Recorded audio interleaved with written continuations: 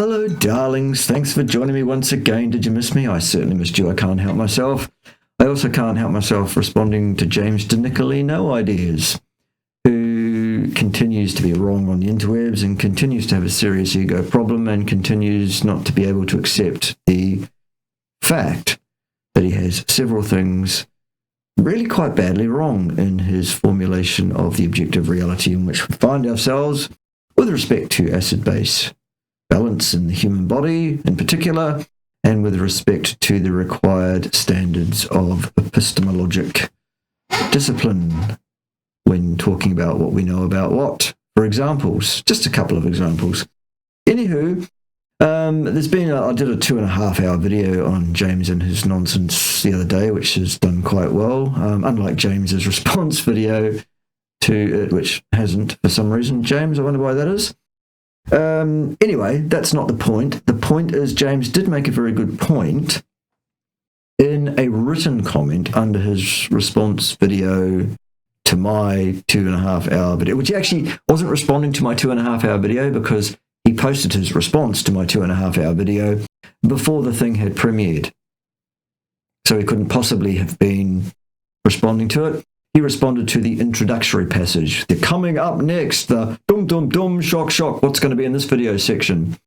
Anyway, he did make a good point, so we'll give him some credit. We have been talking backwards and forwards in text and in videos about sulphuric acid, in particular, forming in the human kidneys. To which I have quite correctly repeatedly said, no, James, that is physically impossible. There is no sulphuric acid, no acid of that kind. Perhaps I wasn't clear enough in my video for James about that. I said there's no acid being formed. I did actually disclaim and say I'm talking about sulphuric acid. But James did say, well, there is an acid in the urine and it's uric acid. And he's quite correct. There is. Well done, James. Of course, what James would now need to do is show us how that's a problem. Because uric acid is supposed to be in the kidneys, it's supposed to be excreted by the kidneys, that's what they do. There is some theory around co-excretion of calcium and uric acid. However, it's not a universal problem. There are certain conditions that need to prevail before that occurs.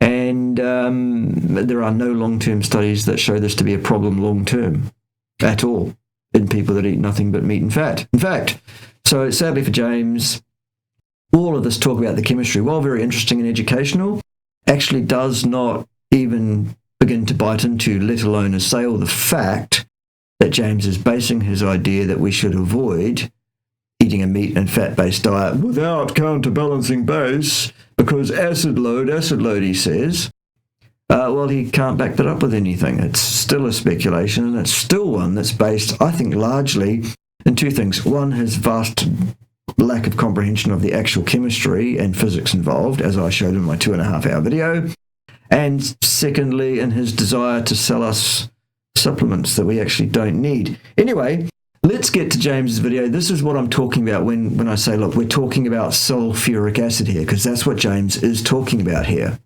Okay? James, tell us all about sulphuric acid. Hi everyone, this is Dr. James Dicolino, author of The Mineral Fix, and today I'm going to be telling you my 3 tricks that I use to neutralize the acid from my animal-based diet. Okay, what acid is that, James? Now, you may be wondering what exactly is an acid load from Indeed, let's hear about an acid load, James. Do tell us. Animal foods. So essentially, animal foods are high in sulfur-containing amino acids. Ah, right, so sulfur-containing amino acids that break down, apparently in James's mind, to sulphuric acid. Not uric acid, that's not the one we're talking about. That's largely purine-based. Okay, so sulphuric acid is what he's talking about. Well, the pK value of sulphuric acid, the 2 pK values of sulphuric acid, James, are both so vastly below the pH of urine throughout its entire physiological range that actually we have a reaction to completion whereby sulphuric acid does not exist in the urine. It cannot possibly, that is against the laws of physics. Still, sorry about that, not sorry. Called cysteine and methionine, and also a little bit of taurine. Those amino acids are highly acidic, meaning... No, they're not, James. No, they're not at all. False. They convert into sulfuric acid. There you go. Thank you, James. No, they don't, James. At physiological pH, no such thing occurs. You get sulfate anions and so-called H+, so-called, which is false too, which you need to account for in some way. And in James's vastly lacking formulation and understanding of it, he thinks we need to account for the mass. No, James. I've covered that in my 2.5-hour video if people want to watch. No, that's wrong, James. We don't need to do any such thing, in fact. The body, and they contribute to the hydrogen ions. No hydrogen ions exist in the human body, James. None at all. I know it's a convention to refer to the hydronium ion as if it's a proton. It's not one. A spade is a spade, James, and accuracy, appropriateness of the language we use to communicate science to the lay public, James, is important. It's the thing that separates out the scientists from the crackpots, okay? So no, not protons, not hydrogen ions, not at all, still, none. That are literally making up the acid in our body. No, they're literally not. An acid, James, takes the form H, in brackets N, a number of H's that is, A, meaning the so-called conjugate base. A dissociated so-called acid, according to the old hackneyed false model of the reality of acid-base chemistry, is not an acid anymore. Especially a strong acid, like sulphuric acid, which doesn't even form an equilibrium. It goes to completion. There is no sulphuric acid, so nothing is literally making up the acid in the body, let alone hydrogen ions, which, James, literally do not exist in the human body. Still. Sorry about that, not sorry. What's next? Fruits and vegetables, on the other hand, are bringing what is called alkalinity to the body. Yeah, well, calling something doesn't make it correct. That's just a convention too. And basically... Yeah, but make that noise with your mouth, though. That's very important. It makes people like you much more. What ends up happening is the body has this buffering capacity, particularly bicarbonate. That's correct. It does have a bicarbonate buffering capacity, yes, among other buffers that the human body does have. Homeostatic control is very, very tight in the human body. No shocks there. In the body that becomes depleted the more animal foods we consume.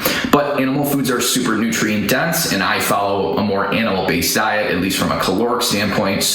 Calories, you say? No, calories, James, are nothing to do with human nutrition whatsoever. The human body doesn't run on energy. It runs on the interactions between various forms of mass, particular forms of mass, in a particular shape, irrespective of the energetic level of those, actually.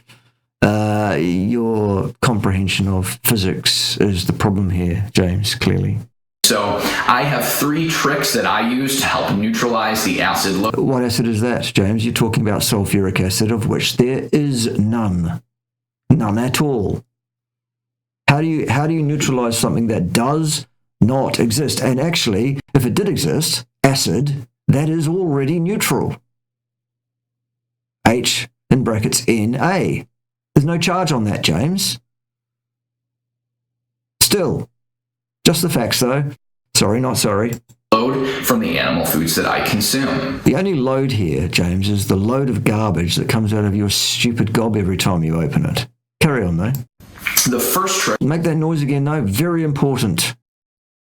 ...is to consume some plant foods. No, that's not a trick, James. That's a fallacy. That's a mistake. That's erroneous behavior. That will not improve your health status in any way, shape, or form, it seems. Now, I pick the more alkaline plant foods. Such as, what do you mean alkaline plant foods, James? What is that? Again, you're just talking about a convention that you don't actually understand.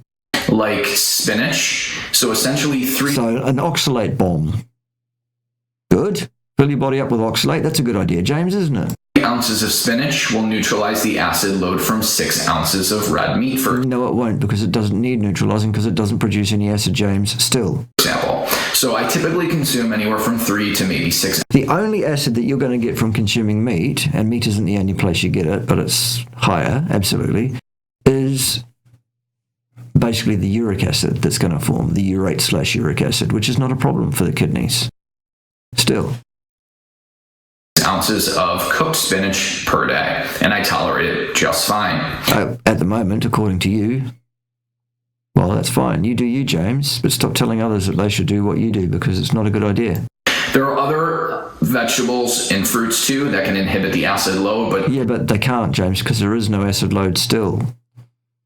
The only acid, really, that has any level of concentration that's even worth looking at is the uric acid, and that's still not a problem. You still haven't established that it is.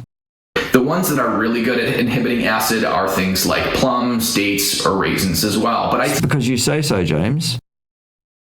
Just because you say so. Is your postgraduate qualification in any aspect of nutrition, James, at all? No, in my understanding, it's not. My understanding is that your PhD is in some aspect of pharmacology. Forgive me if I've got that wrong, but that's, I think, what I had a look when I had a brief look into your background. I typically like to consume spinach because it's so calorically not dense. Well, no, James, because you cannot consume calories. That is also against the laws of physics as we understand them.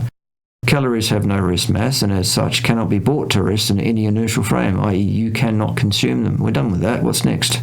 And I tolerate it very well. Tell you what we don't tolerate very well. It's bullshit, James.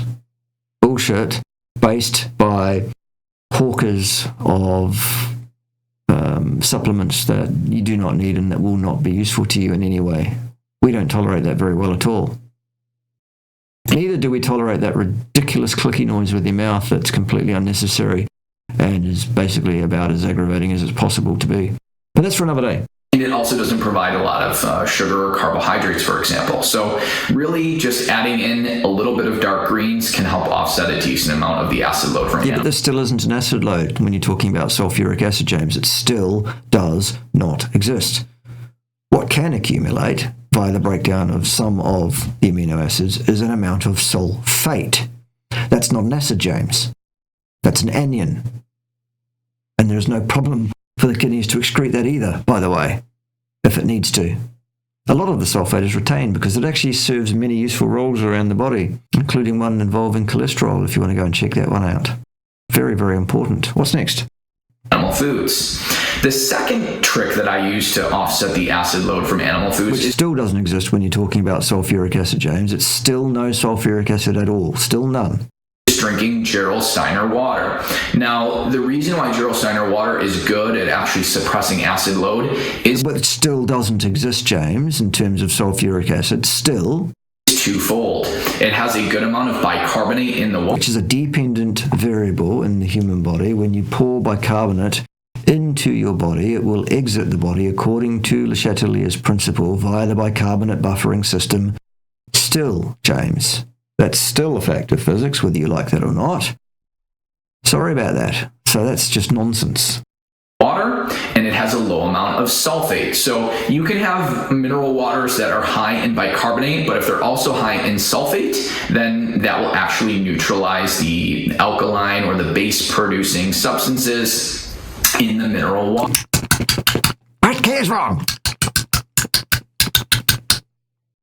So if you're looking to offset acid load, Which we're not, because it still doesn't exist in terms of sulfuric acid, James, at all. Still. it has to be a mineral water that contains fairly good amounts of bicarbonate. Bicarbonate will exit a system according to Le Chatelier's principle still, James. An amount of bicarbonate will be retained in that system depending on, among other things, the ions variously, of various different kinds, that are extant in it. Its temperature has a small effect as well, because it just does. That's part of physics. And when you pour that bicarbonate into your body, the amount that your body will retain of that bicarbonate depends on the system parameters in your body. The excess that you cannot retain will be immediately ejected as carbon dioxide gas, James, still. Typically, you're looking for about 1,000 milligrams per liter or higher in low amounts of sulfate, and Gerolsteiner happens to be one of those substances. Okay, and does he pay you to, or does that company pay you at all to promote their water that's high in bicarbonate and low in sulfate? Other Other benefits of Gerolsteiner water is that it also brings calcium and magnesium, two minerals which are lost through the body when we consume animal foods. No, that's false, James. There is a possibility of an amount of excretion of those ions. However, there is nothing to suggest that a meaningful, clinically important loss or change in balance in the body of those chemicals occurs over any period of time longer than 12 months. At all. None. Still no evidence. Because when we produce sulphuric acid, but which we don't, James, still. Not one single drop of sulphuric acid is produced by the kidneys in humans at all. None. Still. The negatively charged sulfate takes calcium and magnesium out the urine. It is possible that there is co-excretion under certain circumstances. There is also no evidence, as I've said, that that goes on for any period of time that's meaningful clinically. The body absolutely does have homeostatic mechanisms that take care of that. Still. So there's Make that noise again. No, that's very, very important that we all understand that you can make smacky noises with your mouth. Makes us like you a whole bunch more and want to listen to much more of your videos. Dual benefit of consuming mineral waters that are high in bicarbonate but also high in calcium. Well, there's no established benefit, James. That's your opinion, see? Opinions being just like anal orifices in that almost everybody's got one, and at any given time it's almost certainly full of shit. Magnesium. The third trick is I also consume something called sodium citrate. And sodium citrate. Okay, good. Yeah. A little bit of potassium citrate. Okay. So the reason why I don't consume sodium and potassium bicarbonate is you typically have to consume a fairly high amount of bicarbonate to suppress acid load if you're using well, there is still no acid load that needs suppressing, so still what the hell are you talking about, James? And the reason that it's not particularly effective in predictably affecting pH, if that's what you're going at, is because of its volatility via the bicarbonate buffering system, according to Le Chatelier's principle still.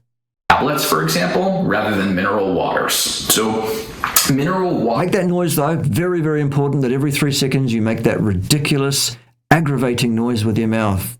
We all love it, James. Keep doing it. It's great. Or slowly boost your bicarbonate pool over weeks. No, the thing that determines your bicarbonate pool, James, is the totality of the milieu of factors that actually have a capacity to impact the bicarbonate. There are 4 of them, and only 4. They are the temperature of your body, fairly well regulated, so not really an issue. The partial pressure of carbon dioxide in the fluid pool concerned, I should say, which is variable from time to time, and minute by minute, in fact, actually. The total strongly dissociated ions, of which computationally the ones that are important are sodium, potassium, chloride, and lactate. The rest are at such low concentrations that they really have no meaningful effect to speak of. That's called the SID+, that value in milliequivalents. And the fourth control variable is a thing called the ATOT-, which is the net equivalent in milliequivalents of the negative electrochemical charges on the surfaces of various proteins, mostly in the form of albumin and globulins in the various fluid pools, James. Nothing else will have an effect on what the concentration of bicarbonate in the system is, including adding or removing bicarbonate, because Le Chatelier's principle will react in such a way as to resist the attempt to change that by bringing in or by blowing off via the equilibrium system that I've already referred to several times. Go and look that thing up, James, and learn about it. It's quite important that you understand this. So you can consume low doses of bicarbonate slowly throughout the day, and you sort of fill up your bicarbonate tank again. No, you don't, James. That's absolute nonsense. Rubbish. And you're not suppressing the stomach acid because it's a slow, low infusion throughout the day. You can't really suppress your stomach acid, James, by putting in bicarbonate. It will have an effect momentarily, absolutely, but then what happens is the parietal cells will react to that and they will start pumping more chlorine ions into the stomach, thus redressing the effect of the bicarbonate, which wears off pretty quickly as it blows off as carbon dioxide gas anyway. If, of course, you took it in the form of sodium bicarbonate or potassium bicarbonate or something like that, then there'll be a remaining non-negated positive electrochemical charge which will drive down the activity of the hydronium ion, i.e. the pH, via the law of electroneutrality, which you'll need to digest and understand Stewart's model to get your head around, James, which will require you to gain about 50 IQ points that you currently lack, unfortunately, it seems. Sorry about that, not sorry. What's next? Whereas when you start dumping a lot of sodium and potassium bicarbonate all at once, you can suppress stomach acid, and you need stomach acid to digest food and to absorb nutrients. Yes, that's correct, standalone. So that's why I don't use sodium and potassium bicarbonate, because I don't want to suppress stomach acid. Look at all those pictures on the walls of caves of ancient humans that have, been painting out, taking all these supplements they need to take to offset the acid load of eating all the meat. All those osteoporotic ancient people. For goodness sake. However, make that noise though. Don't forget to make that noise. It's very important that you do that. Many, many times in a video. I like sodium citrate particularly because... When you like it, who cares, James? Nobody with 3 brain cells actually gives 2 rip-roaring what you actually like. The citrate is what ends up turning into bicarbonate, and citrate can also bind. Citrate turns into bicarbonate, you say?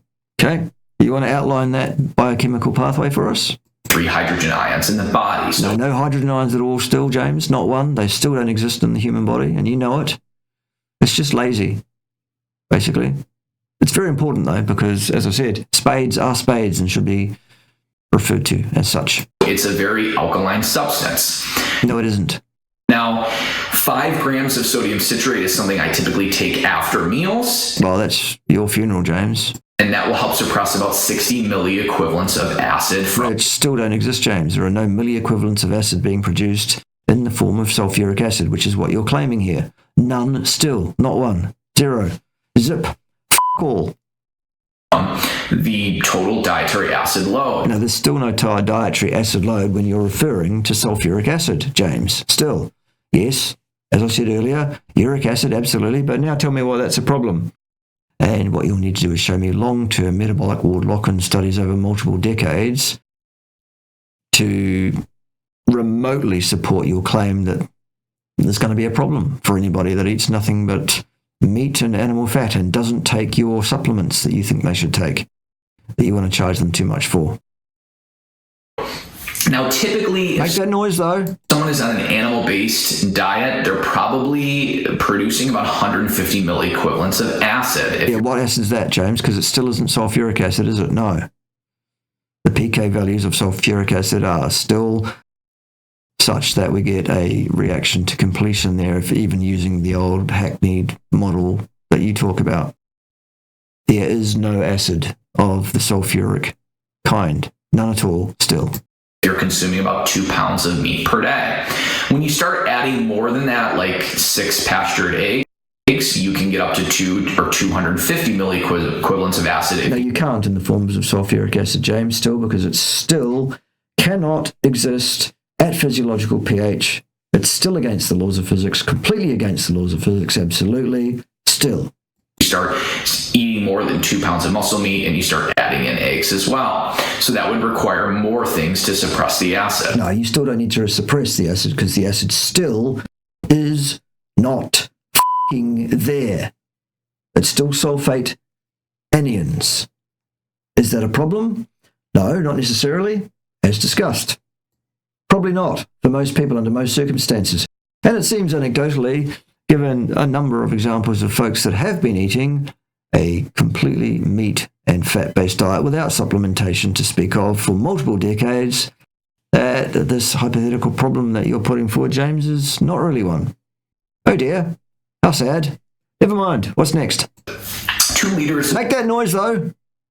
Make sure you make that noise. Very, very, very important that you do so. Gerolsteiner water can suppress about 50 milliequivalents of acid. No, it can't, because the acid still isn't there, James. Sulphuric acid, no, still not. Now, why is this important? The reason why this is important is because the kidneys have a limited capacity to eliminate acid. What acid is that, James? Still.